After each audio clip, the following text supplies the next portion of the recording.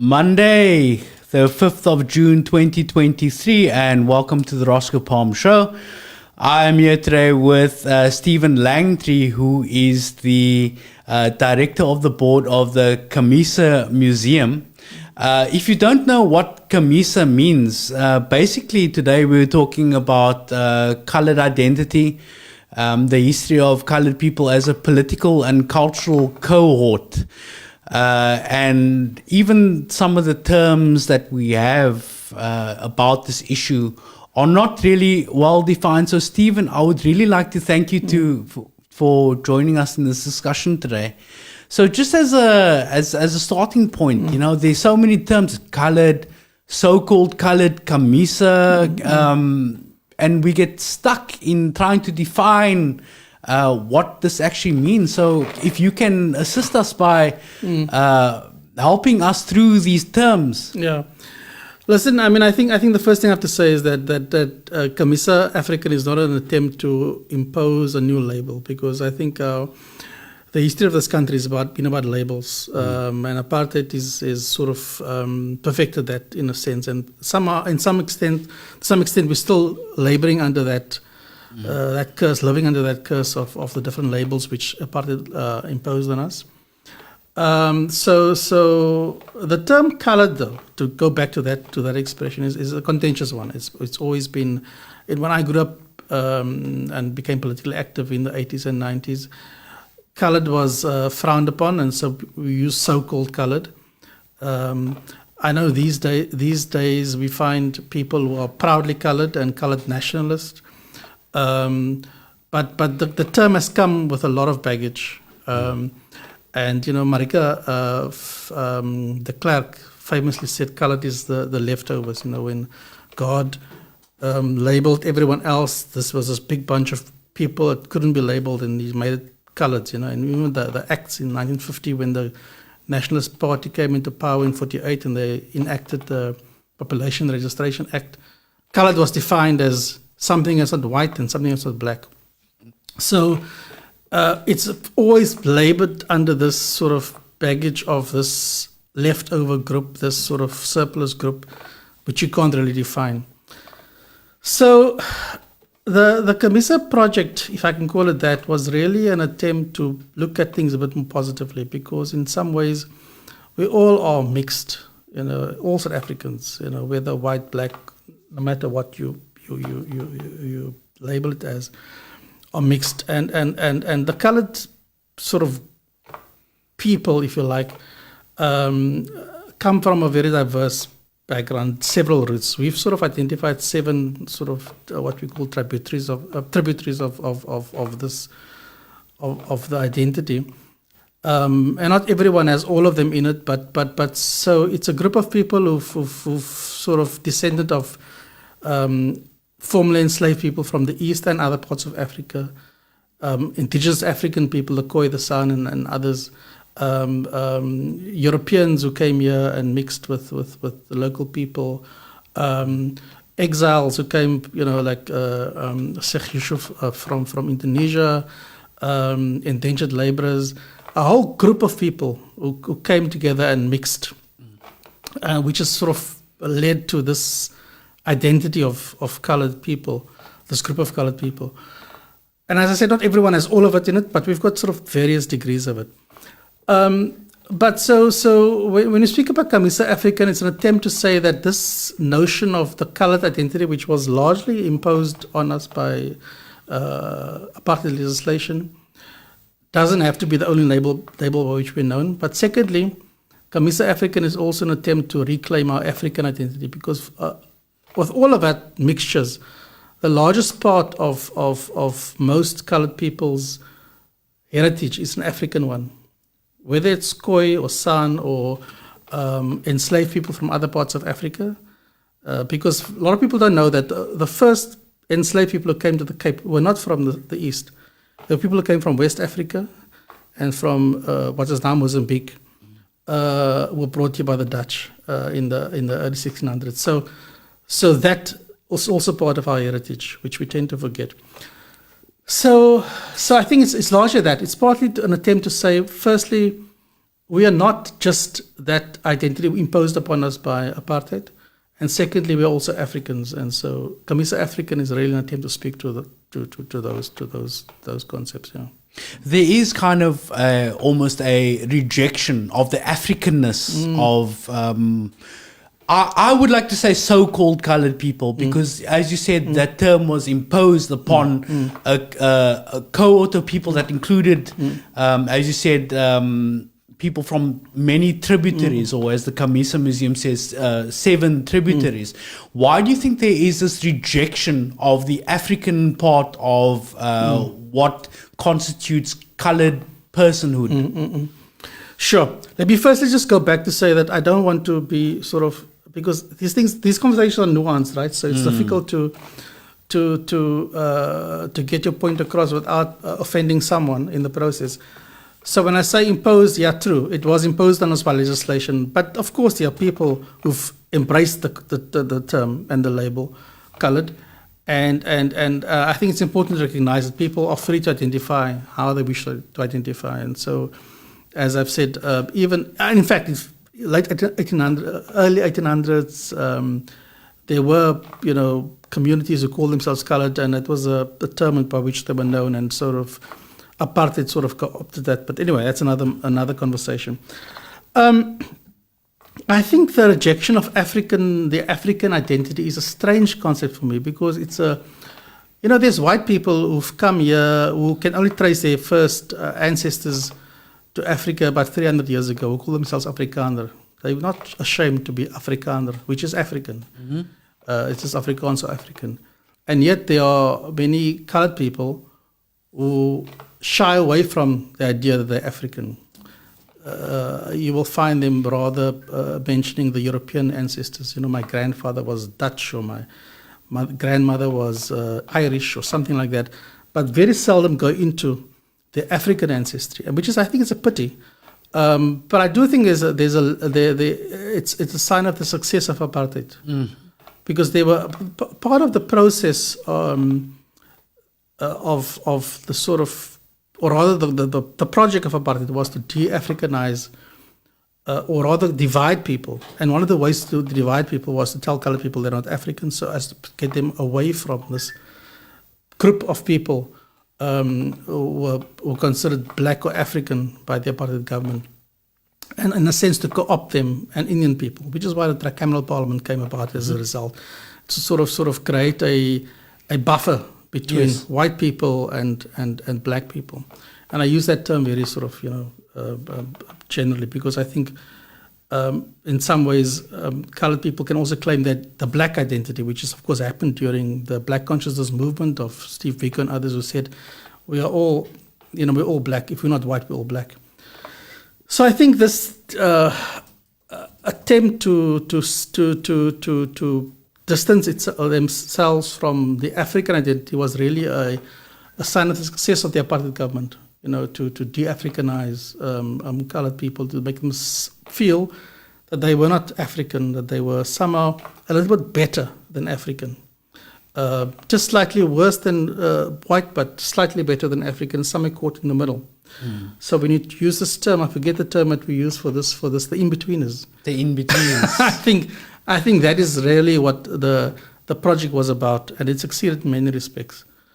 Now, before colonization, obviously before Jan van Riebeeck and Bartholomew Dias rounded the Cape, what was the lay of the land in terms of as the Camissa Museum terms, the 7 tributaries of, I would say, colored people? Yeah. Listen, I think when we talk about it, the first thing, because there's also that concept which one has to deal with, because there's this idea that when Van Riebeeck came, he found this bunch of raggedy men walking on the beach, and he used the term strandlopers, which is still sort of in our lexicon as a description of those Khoi people that he found found when he landed.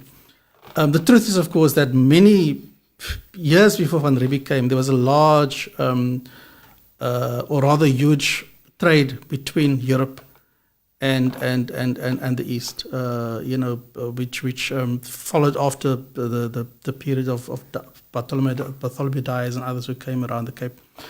And there's like more than 100,000 people at some point or the other touched shore from Europe on what is today the Cape. And in fact, Ocho Mayo, who was called Harry Strandloper by Van Riebeeck, in many ways represented people in those sort of trades. So there was an active citizenry at the Cape at that point. People who lived here, who traded with people from the East and from Europe, who had established communities. So it was a vibrant, one could say proto-port of sorts, where people came to refresh. Van Riebeeck was the first one to come in from Europe to come and establish, a permanent settlement. The others just came, did their thing stayed for a few months and moved on again.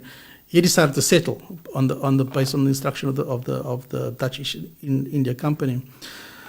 So the trade was all around the coast. It wasn't just at the Cape. Obviously, on the east as well, we find evidence of that sort of trade as well. What is now KwaZulu and so forth.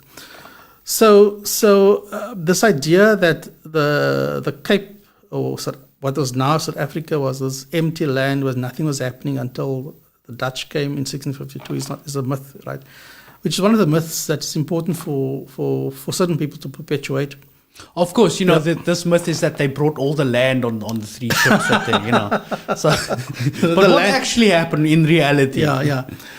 At the conclusion of one of the first wars of resistance between the Khoi and the Dutch, in fact, and of course, this is we can thank Van Riebeeck in some respects because he kept a very meticulous record in his diary. So the diaries is available for people to go, it's look in the archives and so on. But he had a confrontation with Ocho Mayo, who said to him, if I were to do the same that you did to me now, if I were to go to Holland and just take over land and say this is mine, would it be acceptable? Mm. He said, but Van Riebeeck said to him, but we won this land through conquest. I mean, we beat you in a war. So that's why it's ours now. And your land, and he pointed across the Cape Flats to those mountains, it's now known as Hottentot Holland. He said, that is your Holland. You can go there, but this is not our land. Hence the nomenclature of Hottentots Holland, yeah. So no, they didn't come with land. They didn't come. In fact, those wars between the Dutch and the Khoi was exactly because Ocho Mayo decided to reclaim some of the cattle that was stolen by the Dutch. So they didn't come with cattle, they didn't come with land. It is part of this sort of mythology which has developed over time. So when people, and that's the other thing that I wanted to talk about tonight, is about this idea that colored people who are ancestors were apolitical and didn't put up a fight. No, there were many wars of resistance. Ocho Mayo's resistance started then already in the 1660s. 1658 was the first sort of Dutch the war of resistance. But there was a lot of resistance to this idea. It wasn't just the Dutch coming here being welcomed and everyone getting along happily. There was a lot of conflict, leading to the total, subjugation of people who are now called, colored people. Yeah. So when Van Riebeeck landed, there was initially some sort of détente between the people who were native to the Cape and what would then become the settlers.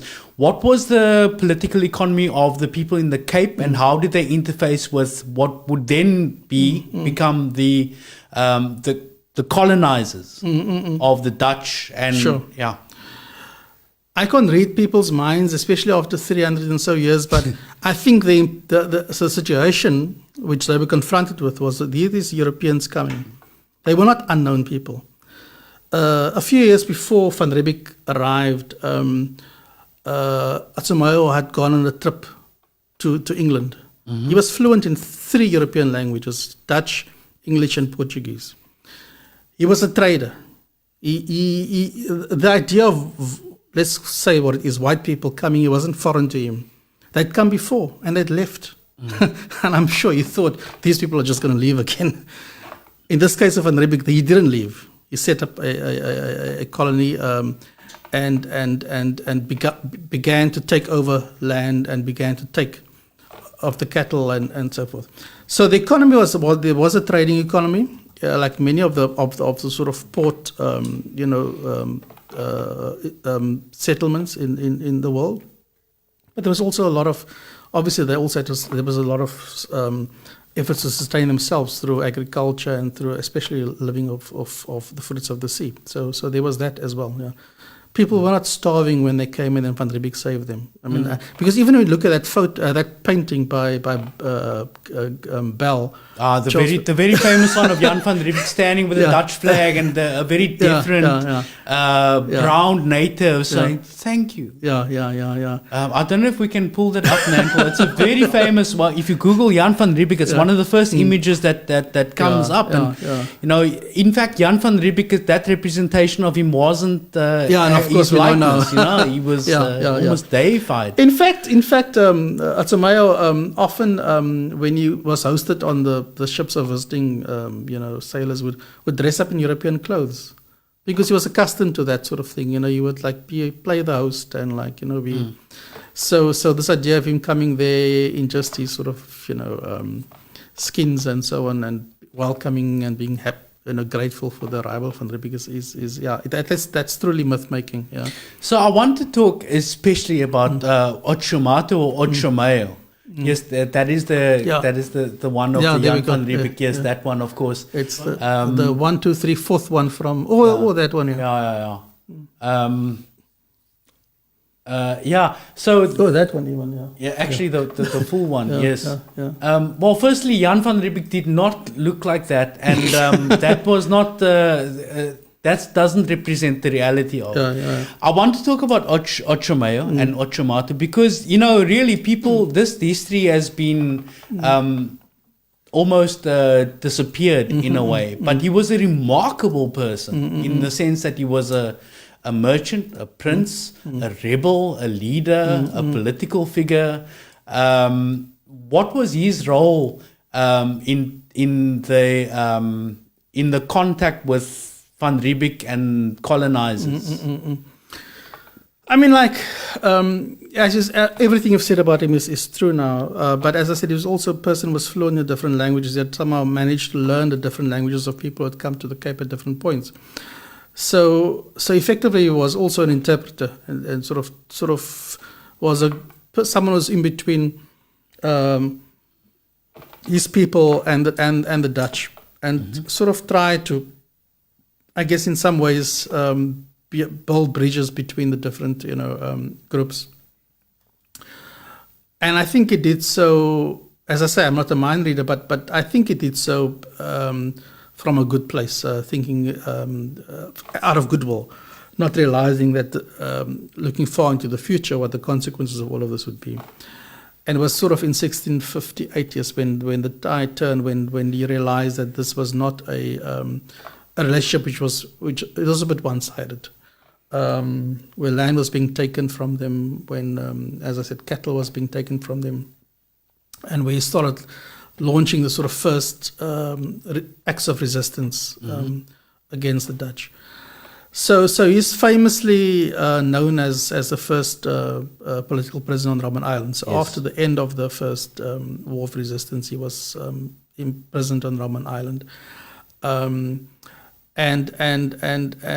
more than that, his family also became, involved in the sort of colonial setup at the point. Kratoa was his niece, also was looked after Van Riebeeck's children, was also an interpreter at the court at the fort. So he played a significant role, and as I say, that Van Riebeeck kept meticulous records. So he wrote his diary, and I think it's one of those things about. I also want to say psychopaths, where they record their actions quite meticulously. There's a long history of slavers keeping meticulous details of what they damage that they inflicted on their. So he talks a lot about his relationship with Ocho Mayo, including when the fort is first built, and this division is made between him, the European settlers, and Ocho Mayo standing on the outside, and it's a very vivid picture of a rainy night, where Ocho Mayo is on the outside, and he records the fact that he's standing outside, and they've now built this fort finished, and they now have claimed this part of space, this space for them. So Ocho Mayo's history is an interesting one, because it's one of this powerful person who was a trader, was sort of the head of things at the Cape, whose position was usurped essentially by Van Riebeeck when he came and decided he's going to be the head of the trading station at the Cape now.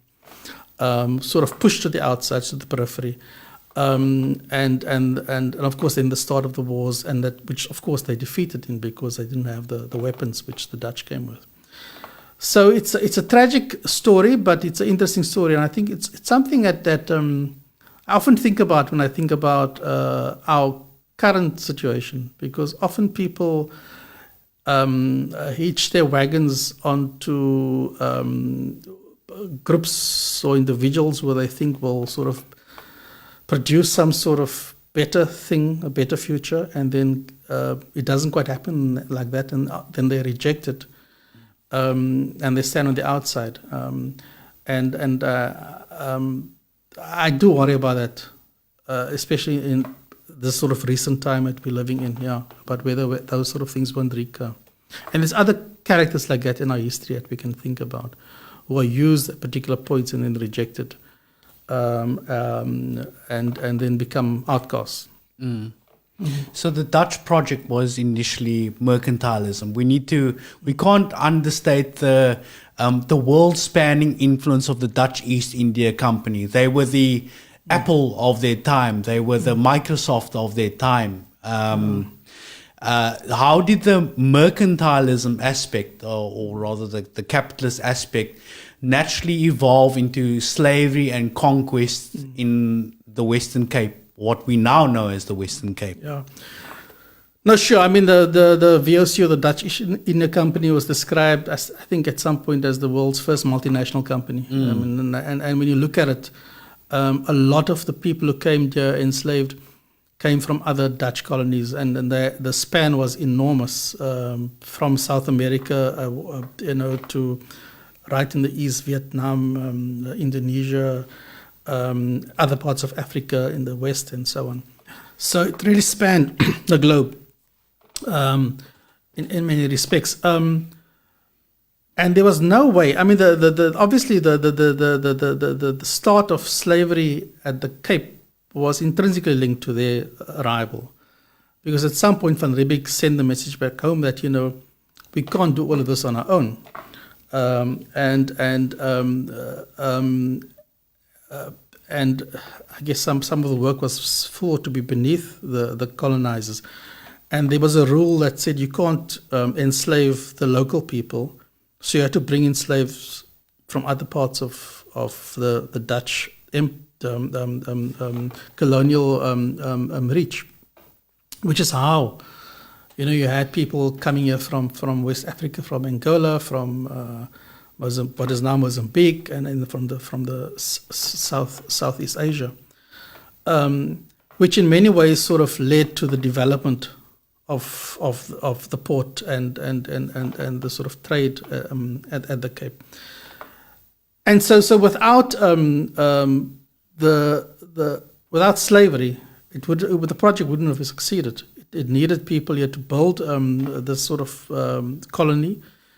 Which because of the demand, as the demand for supplies increased as the Dutch ships came past on their way to the east and back, there had to be fresh supplies of food and so on, and this could only be supplied by agricultural project, which needed the labor, and the labor that was provided was labor of enslaved people. So what happened with the koi and the sand, or the indigenous people that were found in the Cape during this project of getting slave labor into the Cape? Well, there's two things. I mean, like we know that the San in many ways were hunted, or killed, there was a very vigorous project of genocide. So many of them moved out of the Cape. Khoi similarly, some of them went out and established themselves in sort of rebel communities outside of the borders of the Cape. And others became laborers on the farms. And while technically not slaves, they were practically treated as slaves, yeah. But became laborers and helped. So the castle, for example, that we know now today, as it stands in Cape Town, was built largely through the labor of enslaved people and through the work of Khoi laborers who participated in some way or the other in building that. Yeah. Mm. So there was a very active project to subjugate them, to use them basically as cheap labor to build the colony. Yeah.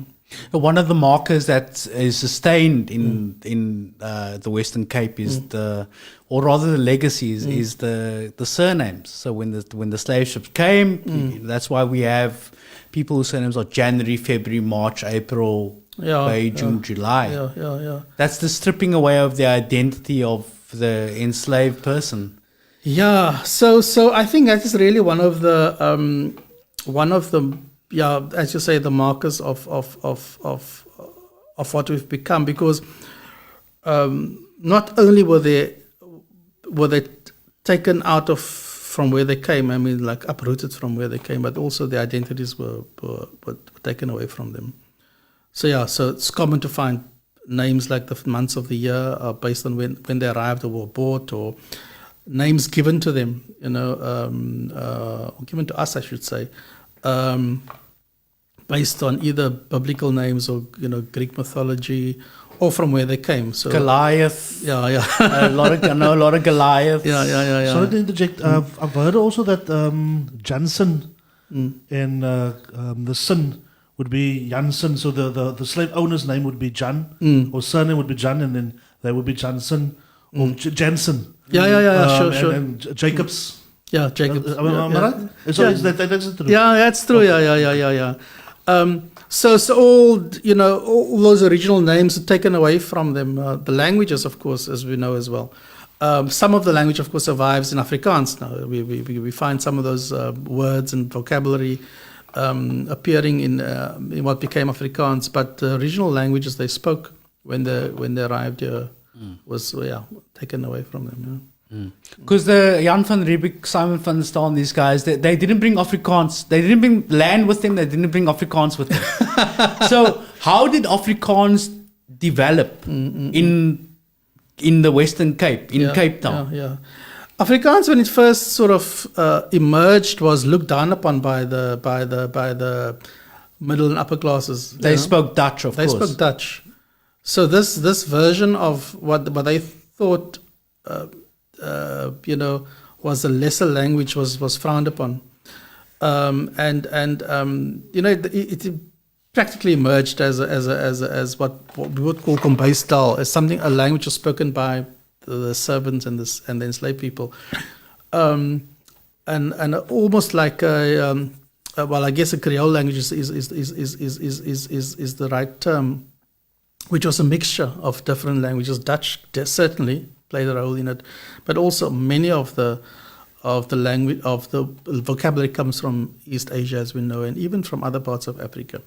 Words like guma is not a Dutch word. If you say guma, the Dutch will know what you're talking about. Pisang, which is like a Indonesian word, stuff like that. So that emerged, and it's one of those things where, in an attempt to create a separate identity for themselves, Afrikaners co-opted, or rather, basically stole that language and made it their own. So it's very ironic that today, like the people who speak Standaard Afrikaans or Standard Afrikaans are white people, and the language, the vibrant language, which is still evolving, Afrikaans, is considered to be a lesser language, when in fact the people who sort of gave birth to that language are the people who now speak Afrikaans. Yeah. What At were least some of ancestors. the penalties for being speaking Kombai style? If you say, for example, you were a slave owner and I'm a slave, I speak Kombai style. What were some of the things that you would have to do to me to correct this bad habit that I have? Listen, there was a lot of. I think that just to address the issue of the treatment of enslaved people at the Cape, slavery, there was nothing glamorous about it, and the punishment which was afforded to slaves ranged all across the spectrum. So we have cases, and I'm not making this particular now to the speaking of the language, but it involved people being bound up in sacks and thrown down with bricks into the Table Bay to drown. It involved people being, crucified, literally crucified, as one knows in the biblical sense. People being the body parts being cut off, people being killed and hung up as a deterrent to others. So the penalties for slaves who didn't follow the rules were grave, and it's horrible. But obviously there was just the normal sort of normal. There were things like whippings as well. So I would think that the sort of language violations would fall into that category. They wouldn't necessarily be killed, but they would definitely be caning, whipping, and those sort of things. For people not adhering to whatever the masters required of them. Yeah. So the first Afrikaans book that was written, and this is something that the racist conservative person would want to erase from history. Tell me a little bit about that. No, I was. If you didn't ask it, I would have mentioned to you. The Bible was only translated into Afrikaans in the 1950s. I think it was 54. Long before that, in the late 1800s, Muslim texts were already written in Afrikaans. So extracts from the Quran and others were available in Afrikaans long before the Bible was. And so when I think it was in the 1850s when the Genootskap van Regte Afrikaners was established, and this is now the sort of white speakers of Afrikaans, when they came about, they felt the need to call themselves the Genootskap van Regte Afrikaners, the correct Afrikaners, as opposed to those other Afrikaners who were the brown ones. The brown ones. Yeah. No, it is significant. Ahmad Davids did a lot of work on this, about how Afrikaans as a language developed in the Boerkaap and other places, and very closely associated with the development of Islam in the country. Long before Afrikaans sort of was adopted by the Christian sort of elite or mainstream in the country. Yeah. Also, slavery also contributed to the literary body or the development of Afrikaans. So the Quran was written in Afrikaans as the first. I'm told the first book that was written in Afrikaans. What are the other contributions that Islam has made to colored culture, identity, and what we have currently in the polity of the Western Cape? I think it's an important point to make, because I think when people start talking about especially colored culture and colored identity, there's this idea that it's about Christianity, and there's emphasis on this one aspect of colored, if you like, culture or identity, which is a Christian one, and we can't ignore that. But there was a significant contribution by the sort of Muslim faith to colored identity, which of course came with people who were enslaved, who were brought here as slaves from the East. So the language is one aspect. But obviously the other one is cuisine. So a lot of the sort of things that one would find commonplace at the sort of the stews or breedies that we talk about, the sort of kusistas, samosas, those sort of things were brought from that particular route. I do think, and I do want to argue that a lot of it was also, a lot of the influence of education was also linked to that. So Dr. Abdurrahman was a prominent colored leader and politician, late 1800s, early 1900s, played a big role in promoting education for colored people. So the first high school for colored people was Trafalgar, which he founded. And the first principal there was Harold Cressy, who had a school named after him later on. And Abdurrahman also founded Livingston High School in the 1930s. So all of those sort of things, I think, are significant contributions which that particular root or strand of colored identity played a role in. Yeah. Now, Stephen, we are slowly working our way through history until the current moment we are in 2023. But before we get to this current moment, how did the colonizers win the Western Cape? How did were colored people either co-opted or coerced into that political system? We're talking about the days before the Union of South Africa, before the Boer War. How did those social and political relationships work? Yeah. So I mean, it's a complex history that one has to unpack, because you must remember that after the emancipation, there was a major pushback from some colonial people at the Cape. So the Groot Trek was the result of the emancipation of slaves. So basically, they weren't happy with that. They couldn't have free labor anymore. Yeah. And they went northwards, effectively to find to carve their own sort of little kingdom where they could impose their economic will upon. I think it's important to emphasize that point, because people try to rewrite history and say it's about, in the same way in which in America people try to talk about the Civil War there as something else, other than the fact that the South wanted to maintain slavery. The people who led the Great Trek wanted to maintain slavery. They weren't happy with the fact that their slaves were going to be free. And in fact, it's Peter Retief's daughter wrote very eloquently on the subject in one of the letters to the press at the time. So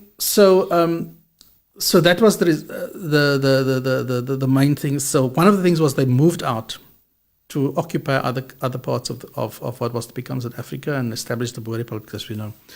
What was left behind was largely then the sort of British colonial sort of remnants, and there was an attempt initially to just co-opt the sort of landed and educated black people who was considered to be worthy enough to be part of society, and so to a large extent, and I mentioned Dr. Abdurrahman earlier, people like him were not flawless people.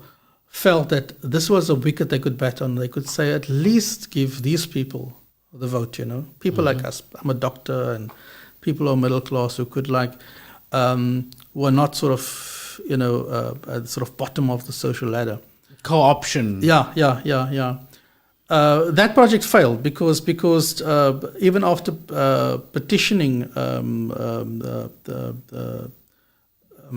Britain to sort of maintain these sort of rights post the Union of South Africa in 1910, it failed. I mean, Britain basically reneged on its promises, because the promise was that the rights that black people enjoyed in the Cape would be extended across the Union. Didn't materialize, and of course, sort of in 1948 was completely rolled back. But so for a long time, there was this, I think, hope or expectation that there would be some sort of maybe a qualified franchise, if you like, where, and even the ANC when it was founded in 1912, sort of pushed for that sort of thing, for the sort of idea that middle class Africans, black people would have political rights. But that sort of appeal was rejected. So certainly by 1948, at any rate, any prospect for that died.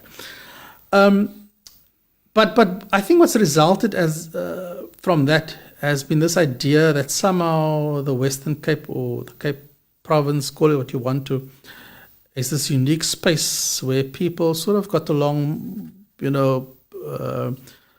more or less. That there was always the prospect for something to develop which was different from the rest of what becomes South Africa. And I still see that sort of idea rearing its head now and then. That people think of the Western Cape, which, by the way, only was created in 1984. Before that, the Western Cape didn't exist. But somehow the Western Cape is different and unique as a separate part of South Africa, which has a destiny which is separate from the rest of the country. And I think it's a yearning to those sort of days, just sort of post emancipation of the slaves, where there was this idea that the people left behind, could forge a new or different destiny for themselves. In the process of co-opting certain leaders, was there already an agenda to kind of create a buffer, or rather I guess a buffer between the formerly enslaved people, largely colored people, and what they would see as like the black people of the rest of South Africa? Yeah. Even back in when there was some kind of almost not qualified franchise, but slaves were emancipated, or colored slaves were emancipated. Well, I mean, even earlier than that, because I can think of, the best example is David Steeman, of course, was a Khoi leader, prominent Khoi leader in the late 1700s and early 1800s, during the period of Dutch colonial rule, who actively imposed what the Dutch colonial project was, or the British colonial project was about, which was to create this buffer between the white colony of the Cape and the Xhosa people of the Eastern Cape, what is now the Eastern Cape. And they tried to create this, do this by creating this sort of zone where Khoi people lived. And David Steeman, as a Khoi leader, opposed this. The British at the time also tried to conscripted Khoi men to fight on their side against Amaxhosa. And also used them as laborers on their farms. And he opposed that. And for that, he fought against the British, and in fact was sent to Robben Island on 2 occasions and escaped, and eventually was exiled to Australia, where he died. And till today, we don't know where his remains actually are. So that project is not something new or recent. It started back then already. An attempt, again, to use this concept of in-between, this sort of group of people who are not quite considered black, who's not white, and to use them in a way to fight the battles of white people.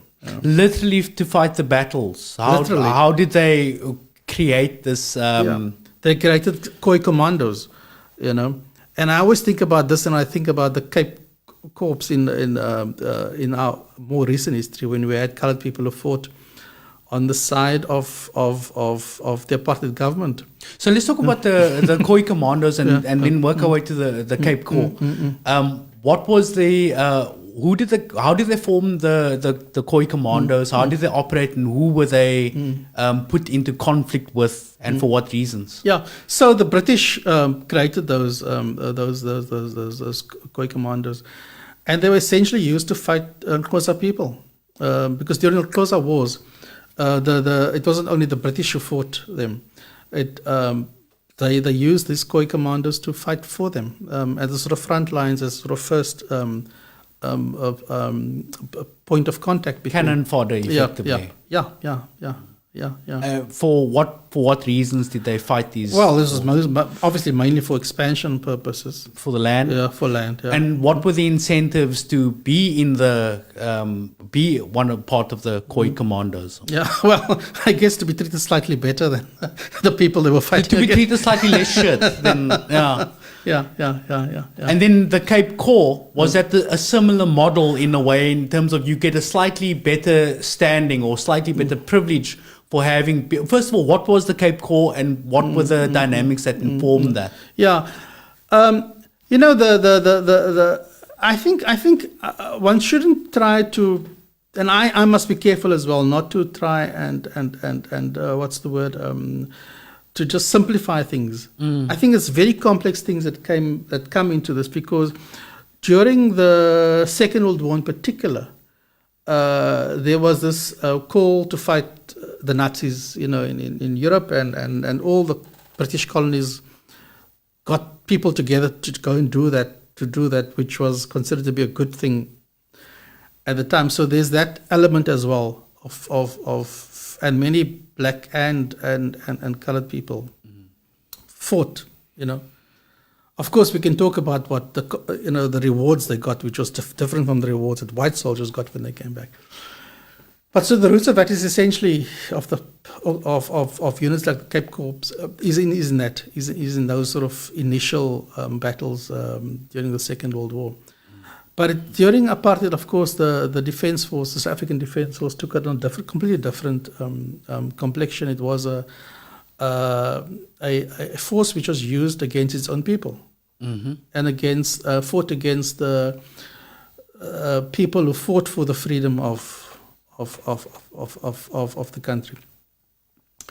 So it was unfortunate that in that context, that sort of what was initially a sort of an attempt to fight evil, if you like, at a global stage, was co-opted and used in a different battle, which was a battle to suppress freedoms at home.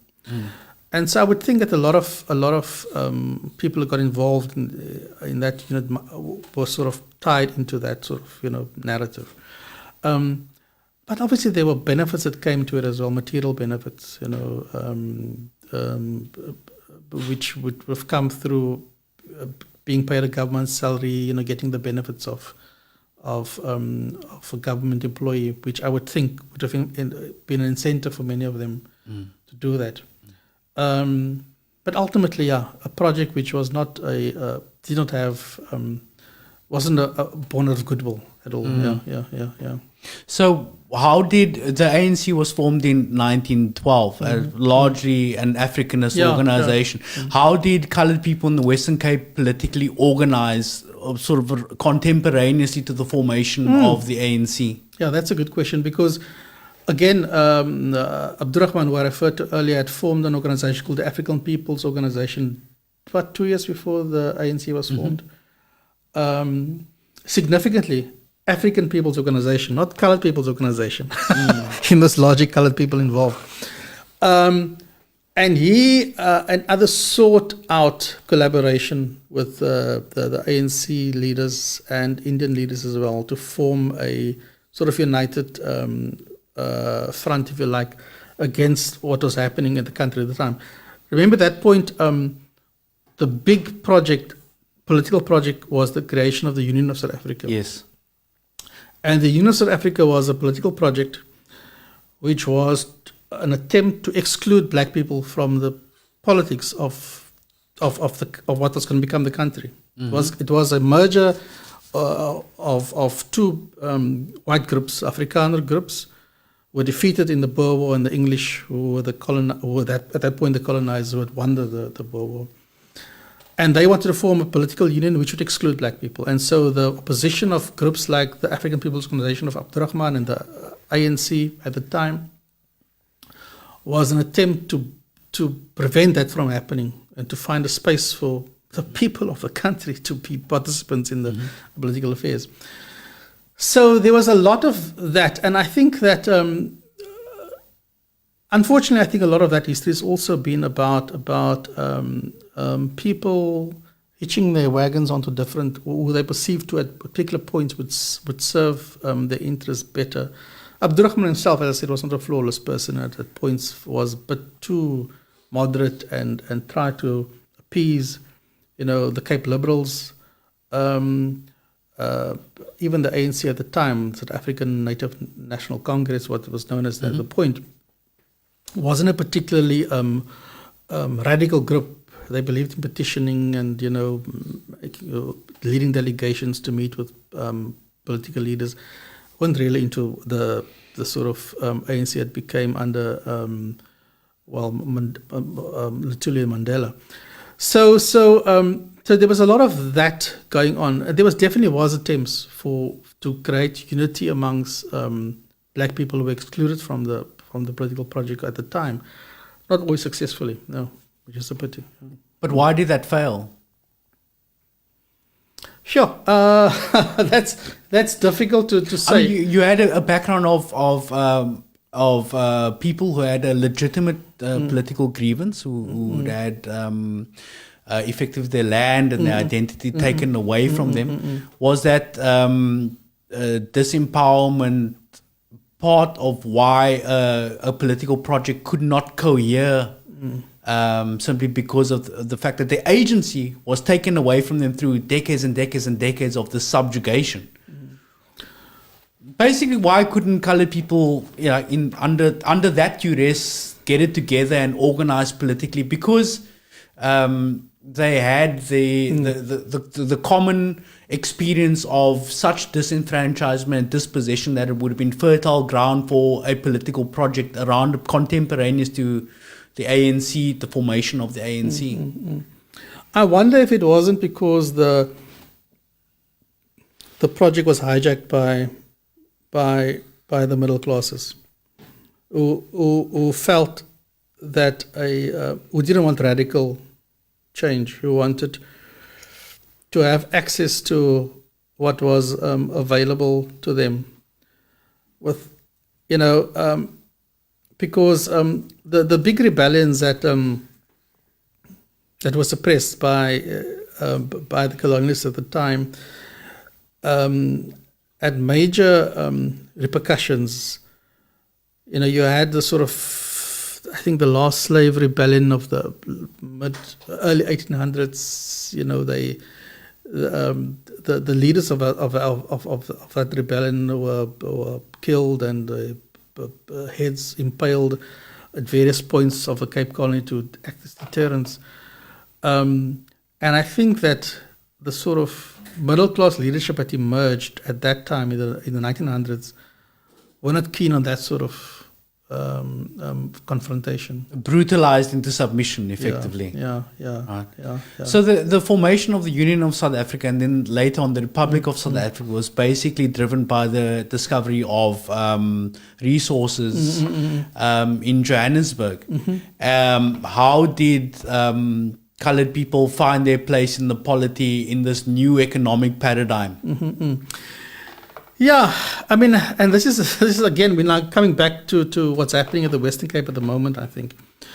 Because what apartheid also managed to do quite effectively was to create these different layers or tiers, you like, in society. So there were people, so once slavery was abolished, one had to find ways they had to find ways to get cheap labor. And so there was, and when the mines were put into action, cheap labor was found by basically appropriating land from black people who were then forced to go and work in the mines. In the Cape, on the other hand, there was a colored labor preference policy, which prevented black people from coming and working in the Cape, and which reserved jobs basically for colored people. So a lot of the artisans and so on were colored people, but it was they could do those jobs, but not not much more beyond that. So the sort of stratifying the labor market according to race became a very important project of the apartheid government. particularly in the Western Cape, where certain jobs were reserved for colored people and black people couldn't come in and work. So there was a line drawn, it's called the Iceland line. I think it was the Minister of Home Affairs at the time, drew a very arbitrary line, across the map of South Africa, below which that line, black people couldn't come and stay over, and only colored people could basically live and work. Yeah.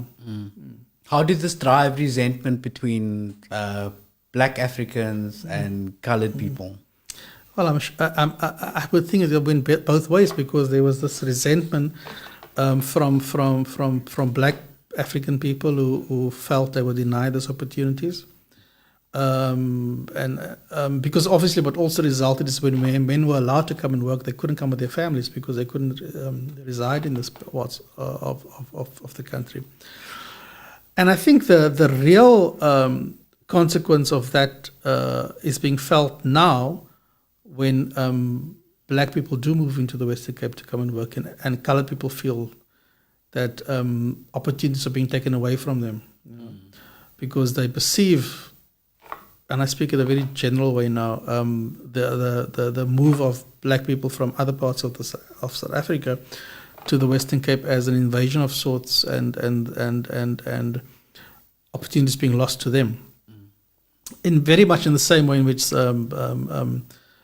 the sort of xenophobic response to Africans from other parts of the continent coming into South Africa and opening a spaza shop, and people saying, well, my opportunity is now being lost because this person is running a business here. Yeah. So let's talk about race classification. And on the Camissa Museum, we have this thing about the absurdity of race classification. I don't know if you can, the race classification, that one, that tablet. It just shows like how, if you can scroll down, there's a newspaper clipping, I think, about like how people have changed their race classification. Yeah. You've got, this is the right page. Yeah. Keep scrolling down that. And I want to read this out loud because it's just absolutely absurd. Further on, like almost right to the bottom of the page. And I think this is something that like drives a lot of the, we have to understand that this is, we're almost there. Okay, let's stop there. Right, here we go. 1985. This is a newspaper article. Let's read this out together because it's absolutely absurd. 1985 had at least 1,000 chameleons. More than 1,000 people officially changed color last year, 1984. They were reclassified from one race group to another by the stroke of a government pen. Details of what is dubbed the chameleon dance were given in reply to opposition question in Parliament. The Minister of Home Affairs, Mr. Stoffel Botha, disclosed that during 1985, and here's where it gets bizarre. I don't know if we have circus music while we read this out. 702 colored people turned white. 19 whites became colored. 1 Indian became white. 3 Chinese became white. 50 Indians became colored. 43 coloreds became Indians. 21 Indians became Malay. 30 Malays went Indian, bro. They went Indian. 249 blacks became colored. 20 coloreds became black. 2 blacks became other Asians. 1 black was classified Griqua. 11 colors became Chinese. 3 coloreds went Malay. 1 Chinese became colored. 8 Malays became colored. 3 blacks were classed as Malay. And here comes the punchline. No blacks became white and no whites became black. I mean, this just demonstrates the absurdity, but also the societal incentives to become whiter, whether in a dress, whether in look, whether in... So this stuff, this is 1985, but this is built on a foundation that started when it was Jan van Riebeeck, Simon van der Staal, and still continues to this day. Why do you think this sort of almost passing for white, in a sense, persists in society? Just for intersect, by the way, Simon van der Staal himself was of mixed descent. His mother was Indian, but so it's not something that they sort of shout from the rooftops when they and he encountered his problems because of that. So a lot of opposition to him and his son, Willem Adrien van der Stel, was because of the fact that they were known to be of mixed descent. So a lot of the Dutch at the Cape, like Arentas and others, opposed them, in fact, both the father and son, because of the color, because of the background. I mean, at the root of this is white supremacy. It's the idea that firstly there's a pure group of people called white, and that they are better than everyone else. You know, and so to aspire to be like that becomes important for many people. And this is the danger of sort of nascent colored nationalism that's sort of developing as well. This idea there's a pure colored group who is better than black people. And firstly, the idea that they're pure is nonsense, because that's the whole research of the Camissa Museum is based on the fact that we come from different roots. There's like all these other groups of people who make up what has become colored people. Of course, the 7 tributaries on the website. Yeah. And the idea that for some reason, because of that, this pure race, you are better than other people because of your skin color, because of the texture of your hair, because of the language you speak, because of the shape of your nose or whatever. It's ridiculous. But so a lot of this attempt to change and to become white is linked to that. Is the idea that there's this pure race to which we should aspire to, because they are pure and because they are better than everyone else. Yeah. So colored nationalism. I mean, this stuff. I think there's one more important thing we need to talk about in how colored people were weaponized by white supremacy in a way, and that's tricameral parliament. Just briefly explain to people who don't know what it is, what it was, how it functioned, and what the legacy of this was. Yeah. Okay. So The idea that a small minority of people was, and I think I'm trying to remember the stats now, but I think it was about 7% or maybe even less of South Africa at the time was white, that they were going to control the country, the other 83% or more people forever was doomed. Pure numbers, especially if you're going to go into a democracy which was acceptable to the West. So the idea of a tricameral parliament really arose in the I think it was around this time, late 80s, to establish a system of government where all the blacks would have their own homeland. So Transkei, Ciskei, Botswana, Venda, and those places would become countries independent, and what's left of South Africa then would be all the people not considered blacks, so the Indians and colors and whites. But how to do it in such a way that the whites would still remain in control, that was the project of the tricameral parliament, which basically set aside a certain number of seats to white people, which was majority, a certain number of seats to Indians, a certain number of seats to colored people. I can't think of any other country in recent history where that was attempted. I don't know if maybe Northern Ireland at some point tried that, but anyway, that was the idea. It was to limit the potential of anyone other than a white person ever ruling South Africa, and obviously it failed because firstly, not even the West, as conservative as Reagan America and Thatcher Britain was at the time, was going to accept that, and certainly just in terms of pure numbers and the logistics of it all, it was never going to work.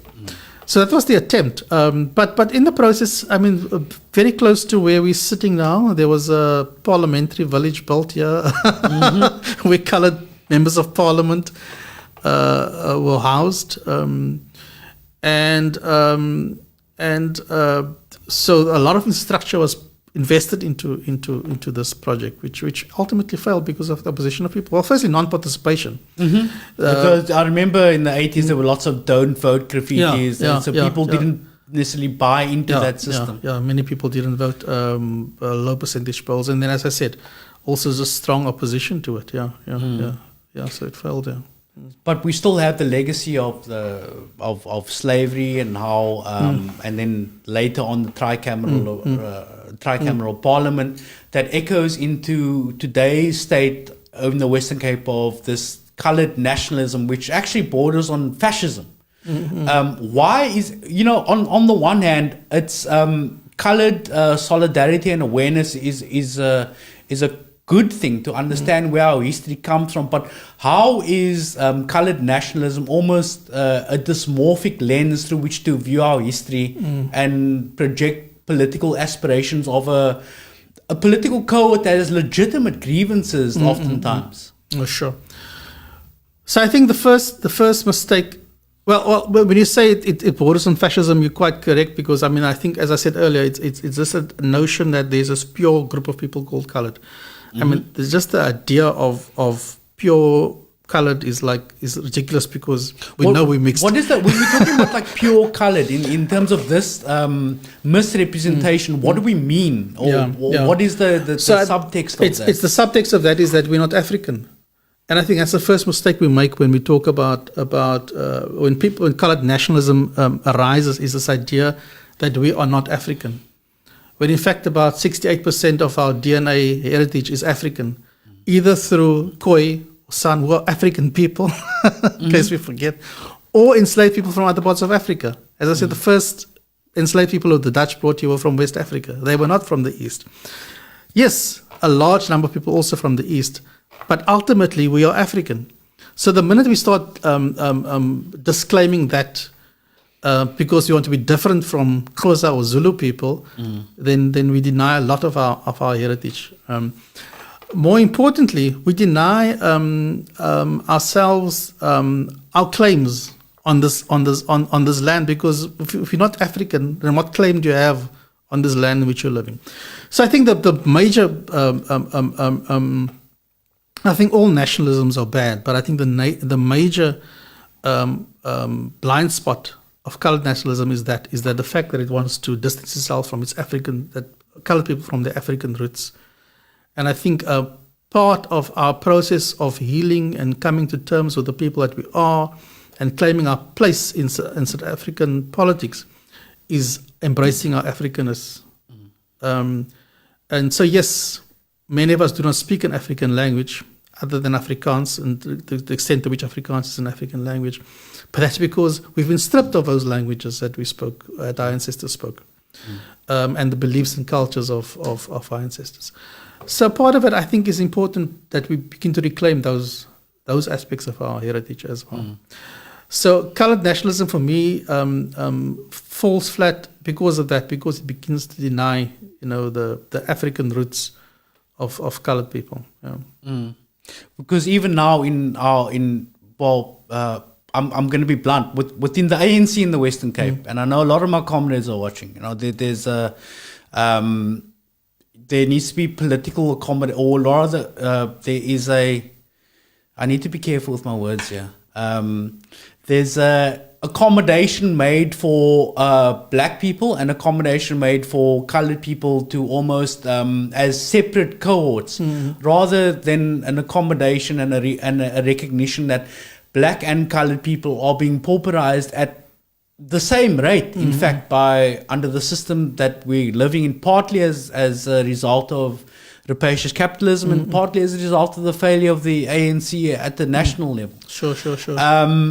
But it's very difficult to talk about coloured heritage and then coloured people as a cohort without offending sensitivities, without having sort of almost a cultural territorial dispute between the refugees from the Eastern Cape as been sort of beaten into us by history and by the way things are, and also the tensions going both ways, and how do this phrase social cohesion gets used a lot, but I think it's important. How do we then build social and political cohesion between two cohorts of African people, coloured people and black people? Yeah.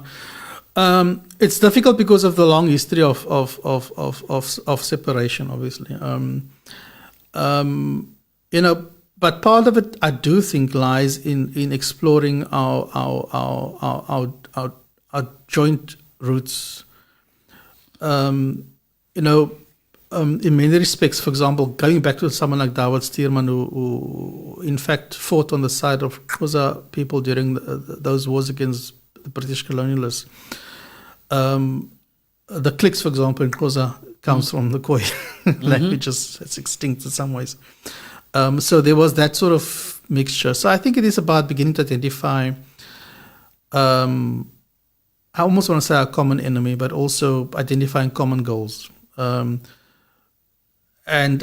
so there's so much we do have in common. So the people who are defined or labeled colored, who claim the term colored, or however you want to put it, are people who've survived, great adversity, colonialism, slavery, apartheid, forced removals, many things in which we can share common bonds with other Africans, with black people. So we begin to explore our roots, how they, sort of merge are important ways to deal with that. But as I say, then also finding the common goals. So we have so much wrong in the country at the moment, and we can probably rattle off the stats in terms of how, in many ways, white people in this country are still privileged in terms of access to land, in terms of access to resources, in terms of employment stats, in terms of access to education, and sort of trying to find ways in which we can jointly solve those problems or gain access for black people, whether you are Xhosa or colored or whatever, I think are important projects that we can work on. So, for example, in the Western Cape, you won't say this if you look at the composition of the cabinet of the Western Cape government, but it's a majority black province. That's what, because the static is trotted out, actually, is that colored people in the majority of the province. Yes. But that's not actually the case on the ground. That's a myth. Yeah. I think they even put a percentage of 52% of the people in the province are colored. Yeah, no. So it's not... But so for some reason, effectively, people in power have managed to perpetuate that myth, and also to cause this division between colored people and black people. And so if they were to see beyond that and to realize that jointly we are a majority in the province, things might look differently. Yeah. Maybe.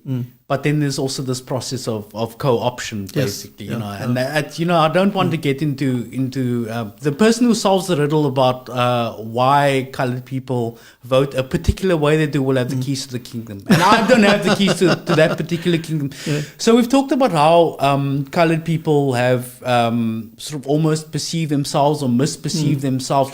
There's also a misperception among the majority of people in South Africa who've never encountered a colored person, that it's a gangster race. How we speak is a gangsterism. What do you think informs that, and what is the real story behind there being sort of gang or gangster culture influence into the subculture of colored people? Yeah. Okay, that's one of the many negative stereotypes, of colored people. That's very prevalent. So I mean, there are quite a few, actually. I mean, the gangster is one of it. The missing front teeth is the other. All of these things, of course, have some sort of grain of truth in it. In that,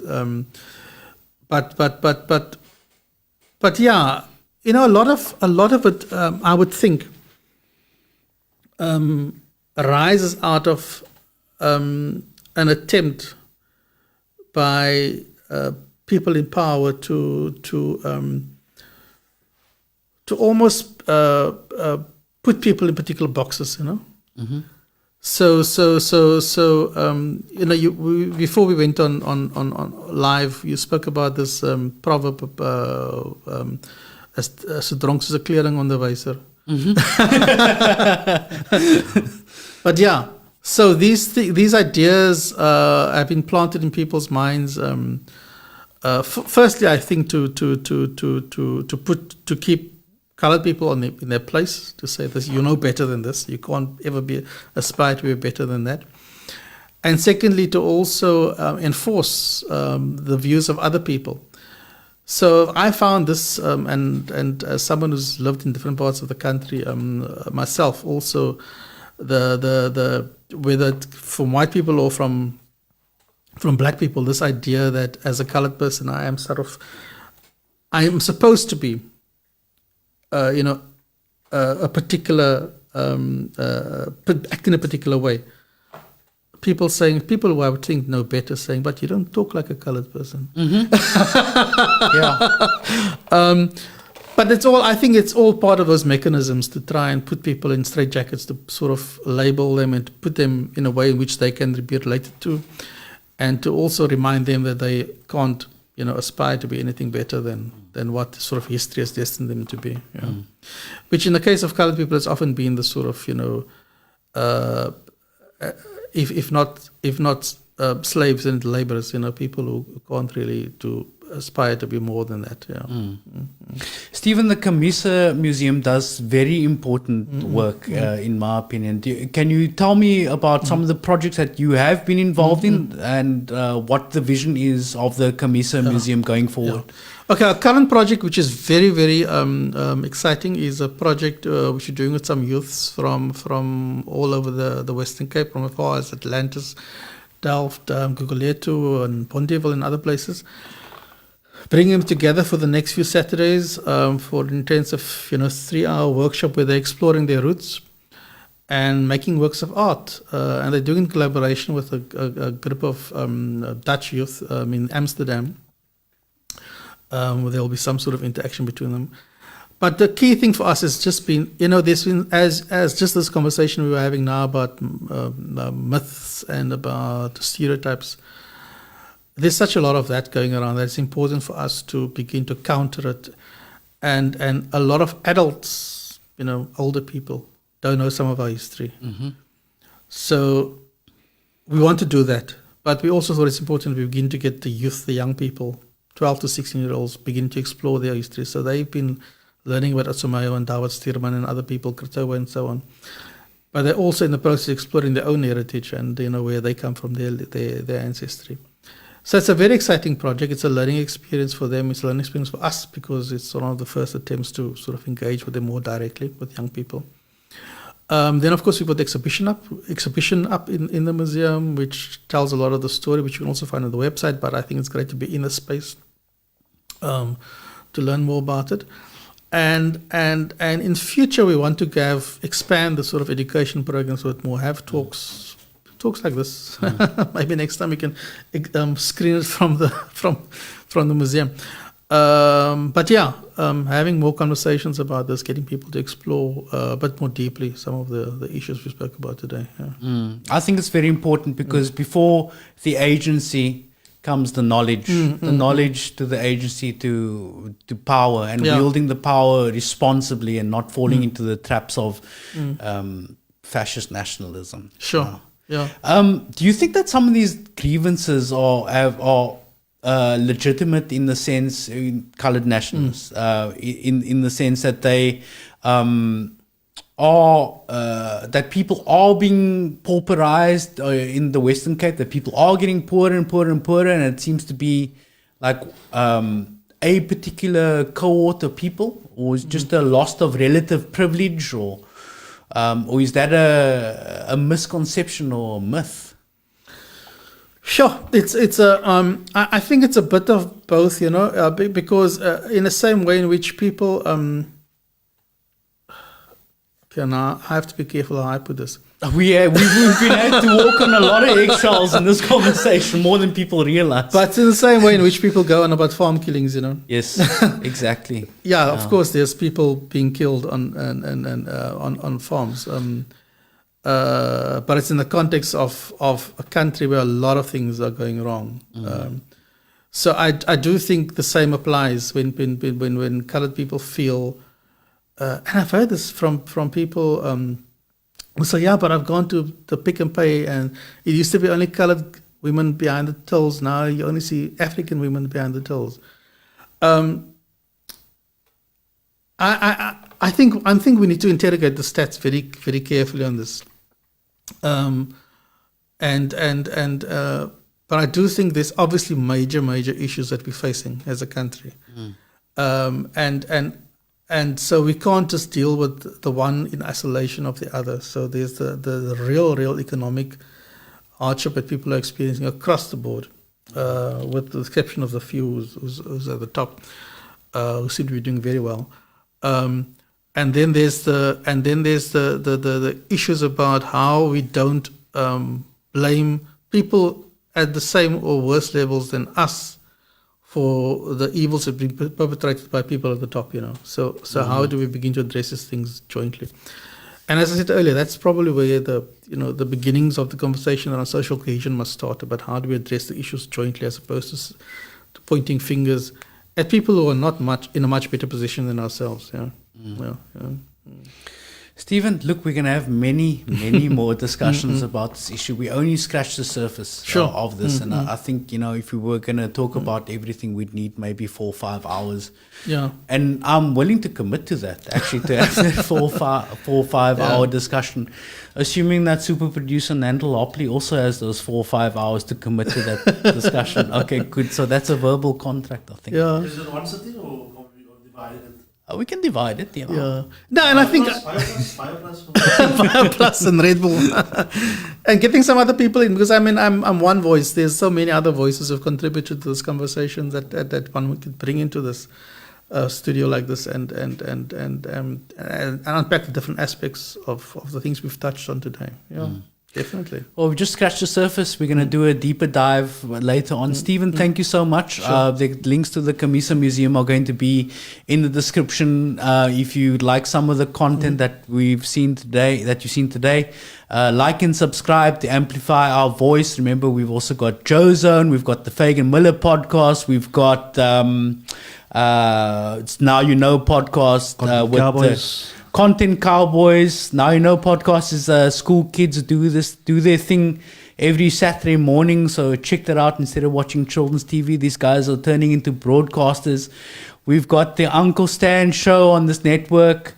We've got a multiplicity of voices that need to be heard. So give us a like and sub and amplify these voices. Stephen, thank you so much for being here today. Nantal, once again, thank you very much. I just want to give thanks to Wesley Pepper. Thanks, Wesley Pepper. You're a legend. Salute. Sent this message, and thanks for tuning in. We really do appreciate the view.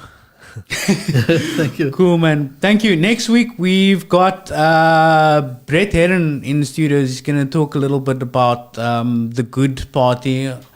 And then the week after that, we've got we've got something really cool. Jack Miller of the Cape Party and Phil Craig of Cape Exit. Yeah, that's going to be another interesting one. Yeah, because I have to be the counterpoint to because I haven't invited anybody from the other side. So I have to be the other side. I really want to understand this thing about Cape Exit, and we actually had a couple of years ago. We had George William in. So he comes from a point of view where he feels that the colored people are the custodians of the land, and it comes from a historical point of view. So I heard his, and I think they went to the UN to state the case. Apparently, I'm going to keep my powder dry for 2 weeks' time because I have a couple of questions. It's going to be very interesting to hear the other side of the spectrum of the same type of thing. But that's interesting. I like to learn. Thank you so much. Join us next Monday. We got Brett Herron, and we'll see you then.